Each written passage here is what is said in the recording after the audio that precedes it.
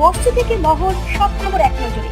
News হাঙ্গামা, সত্যের সাথে সত্যের পথে। প্রিপারেশন গত বছর থেকে ইনফ্যাক্ট বেটার পজিশনে আছে আর ইনফ্রাস্ট্রাকচার কনস্ট্রাকশন সব জিনিস আপনারা যদি গঙ্গাসাগরে যান আপনি দেখতে পারবেন it is better than the previous year.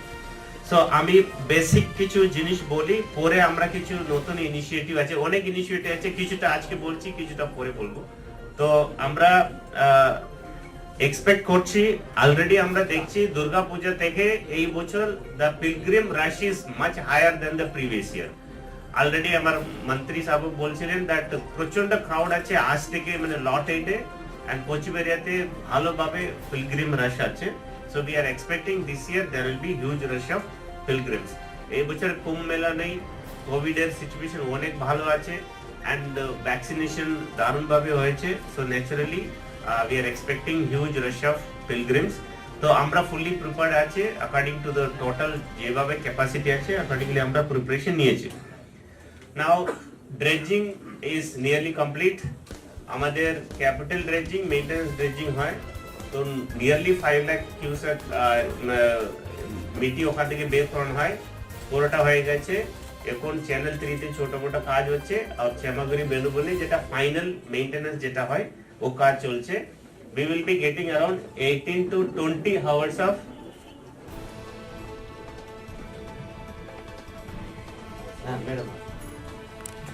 So we will be getting 18 to 20 hours of navigation. So আমাদের পিলগ্রিম মুভমেন্টে, বার্জ মুভমেন্ট, ভেসেল মুভমেন্টে কোনো প্রবলেম নেই। তো dredging has been really successfully done. Secondly আমরা ওখানে যা সাফিসিয়েন্ট আমাদের বার্জেস লাগে, ভেসেলস লাগে, सबटा अरेंज हो गए। We will be having 4 big barges. Basically, we use for transporting vehicles and lot of pilgrims. Then around 100 wooden launches ওখানে করা হয়, around 30-40 vessels করা হয়, পুরোটাই আমাদের অ্যারেঞ্জমেন্ট করে দেওয়া হয়েছে। Nearly 2000 buses fly between Kolkata to Lot 8 ও অলরেডি ট্রান্সপোর্ট ডিপার্টমেন্ট অ্যারেঞ্জ করেছে। আউটরাম ঘাট থেকে it will go to Kakdwip, Kakdwip থেকে এর লাগাতার ট্রিপ লাগাবে। প্রত্যেকটা বাসে স্পিড রেস্ট্রিকশন আছে and they will not travel more than highest, মানে যেটা লিমিটেড স্পিড আছে। সব জায়গাতে পুলিশ অ্যারেঞ্জমেন্ট করেছে, যেখানে মোটরসাইকেল বন পুলিশ কর্মীরা থাকবেন যারা এন্টায়ার স্ট্রেচ অফ ভেহিকল মুভমেন্টকে ওরা ট্র্যাক করবেন। আর Diamond Harbour police, Sundarban police, Kolkata police সব জায়গাতে ওরা অ্যারেঞ্জমেন্ট করেছে। ইন অ্যাডিশন লোকালি যত রোডগুলো আছে পুরোটা রোড আমরা পটল ফ্রি আর পারফেক্ট কন্ডিশনে করে দিয়েছি। সো কোথাও রোড অ্যাক্সিডেন্ট যেখানে হওয়ার মানে চান্সেস ছিল সবটাই আমরা নালিফাই করেছি। আর আমাদের যা সাগর সাইডে কোচবিহারিয়া টু গঙ্গাসাগর পর্যন্ত अराउंड 200 প্লাস বাসেস ওখানে ডিপ্লয়েড থাকবে। Every bus will have one Sagar Bandhu, যে ভলান্টিয়ার আছেন উনি প্যাসেঞ্জার যারা উঠবেন ওদেরকে উনি দেখভাল করবেন। ওদের মানে কোচবিহার থেকে ওখানে গঙ্গাসাগর পর্যন্ত ওদেরকে পৌঁছানো এদের দায়িত্ব। ইন অ্যাডিশন কোভিড প্রোটোকল অন্যান্য ব্যাপারগুলো মেইনটেইন হচ্ছে কিনা ও দেখে নেবে। আমাদের 12খানা বাফার জোন আছে, ডায়মন্ড হারবার ডিস্ট্রিক্টে আছে, আমাদের সুন্দরবন ডিস্ট্রিক্টে আছে। সব জায়গাতে বাফার জোন এর জন্য ক্রিয়েট করা হয়, যদি পিলগ্রিম রাশ বেশি হয়ে যায় বাসেসগুলো ওখানে যাবে, half an hour 1 hour halt করবে, ফির ওখান থেকে আবার চলে যাবে। So we have created 1 buffer zone extra this year, ওটাও হয়ে গেছে। একটা বড় বাস স্ট্যান্ড তৈরি হচ্ছে, হারবার্ড বাস স্ট্যান্ড আপনারা জানেন, এন্ড বাফার জোনের পর হারবার্ড বাস স্ট্যান্ডে যাবে, ফির ওখান থেকে দেন পিলগ্রিম মুভমেন্ট শুরু হয়। দেন ক্রাউড কন্ট্রোল করার জন্য অলরেডি পুলিশ তো ডিপ্লয়মেন্ট প্ল্যান করছে। আমরা अराउंड 51 কিলোমিটারের বেশি মেটাল আর টেম্পোরারি ব্যারিকেডিং করেছি বিভিন্ন জায়গাতে। কাশীপুর মোড়ে যাবেন, দেন ইউ গো টু লট 8 কোচবিহারিয়া, দেন আমাদের এন্টায়ার গঙ্গাসাগর এরিয়া अराउंड 51 কিলোমিটারের ব্যারিকেডিং করা আছে। লট অফ সিসিটিভি, আমরাই মোর দ্যান 1000 প্লাস সিসিটিভি লাগাচ্ছি। In plus police also will deploy CCTV cameras.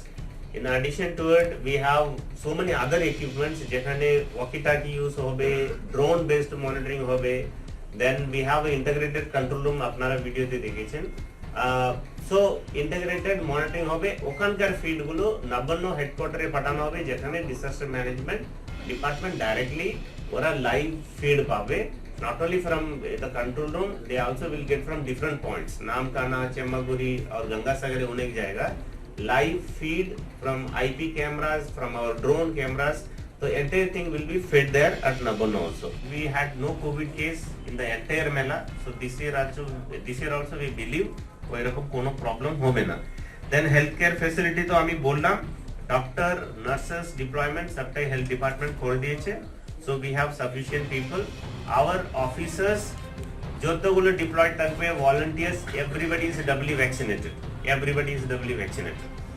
Entire corridor starting from Outram Ghat to Ganga Sagar.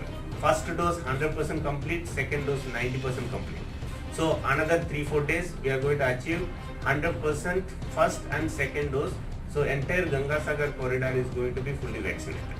So ye amra 6 month age shuru korechi that we are going to nearly achieve 100% double vaccination.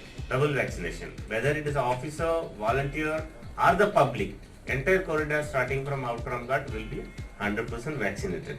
Eta amra already ensure korechi, and water supply, electricity and sanitation, roads, other infrastructure network, all the efforts have been taken so that আমাদের পিলিয়নদের কোনো অসুবিধা না হয়। So all such efforts have already been taken in the field. So we are totally convinced with the preparations. Hopefully এই বছর আমরা successfully মেলা করতে পারবো। আমাদের মোটো আছে not even a single injury, not even a single death should happen in the entire event. এর জন্য disaster preparation absolutely perfectly করা আছে। We just had a meeting today where Navy, NDRF, আমাদের SDRF, Civil Defense, Army, then we have ham radio, a lot of NGOs, police, Calcutta Police, Diamond Harbour, Sundarban. We all had a coordination. We have our own system of coordination.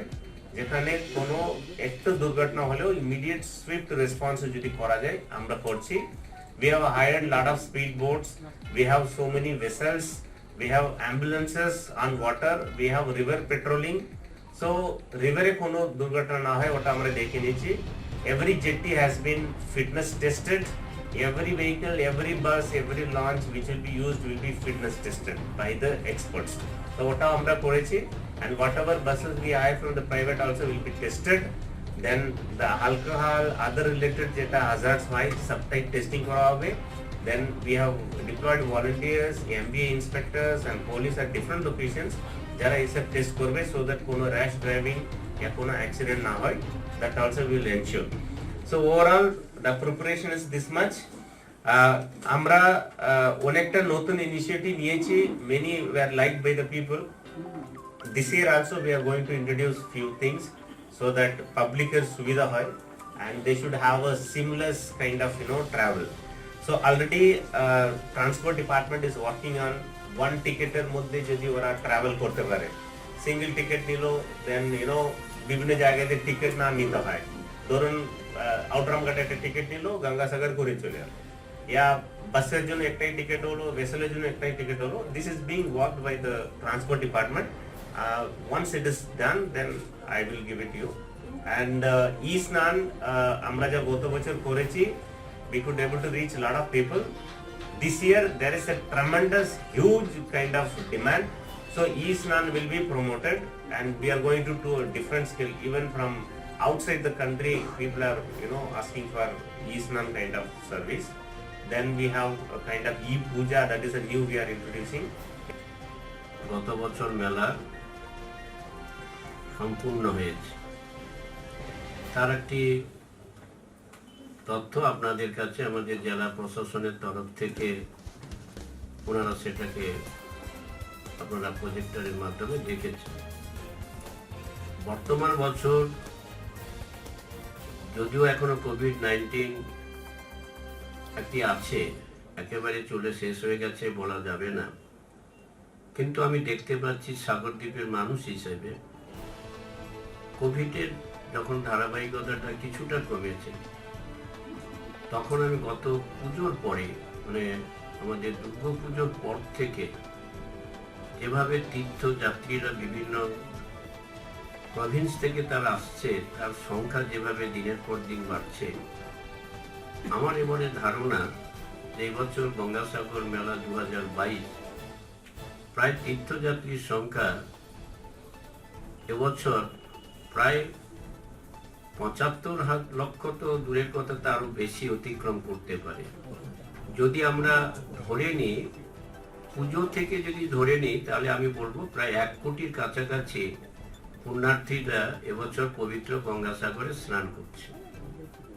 এবং সেই গঙ্গাসাগরে কে সামনে রেখে আমাদের রাজ্য প্রশাসন এবং মাননীয় জেলা প্রশাসনের তরফ থেকে গত অগাস্ট মাস থেকে এদিকে ইয়াসের মতন একটি প্রাকৃতিক ঘূর্ণিঝড়, যেটা আপনার আমার কারোর হাত নেই, কিন্তু তার সত্ত্বে এদিকে যখন দুস্থ মানুষের কাজে যখন জেলা প্রশাসন এবং রাজ্য প্রশাসন ব্যস্ত, তার সাথে সাথে গঙ্গাসাগর মেলা 2022-কে সামনে রেখে যাবতীয় প্রস্তুত কিন্তু তুঙ্গে।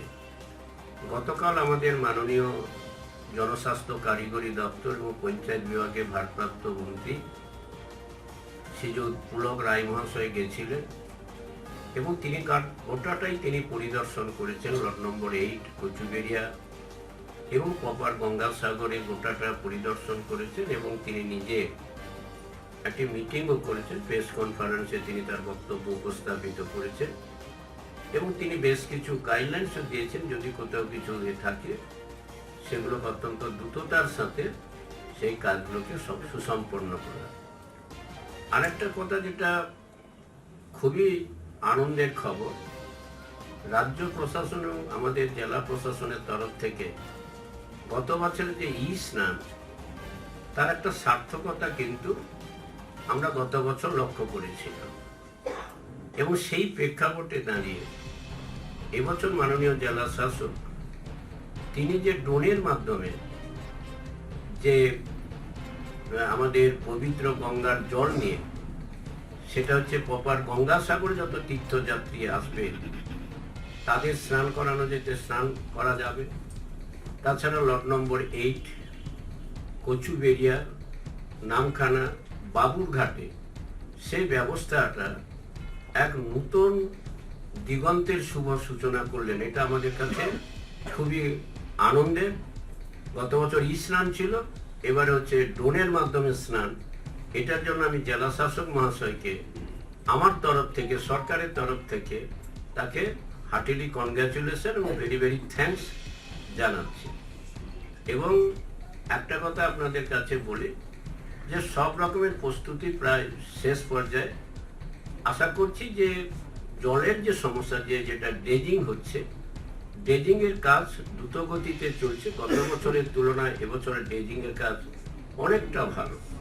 আমরা আশা করছি যে আগামী 27 তারিখে, 26 তারিখে লাস্ট ডেট আছে, 27 তারিখে একেবারে 1 নম্বর যেটি একেবারে লো টাইটে আমরা সেখান থেকে আমাদের যাত্রীদের নিয়ে আমরা কচুবেড়িয়া যেতে পারব, যেটা প্রতি বছর একটা সমস্যার সম্মুখীন আপনাদের আমাদের হতে হতো।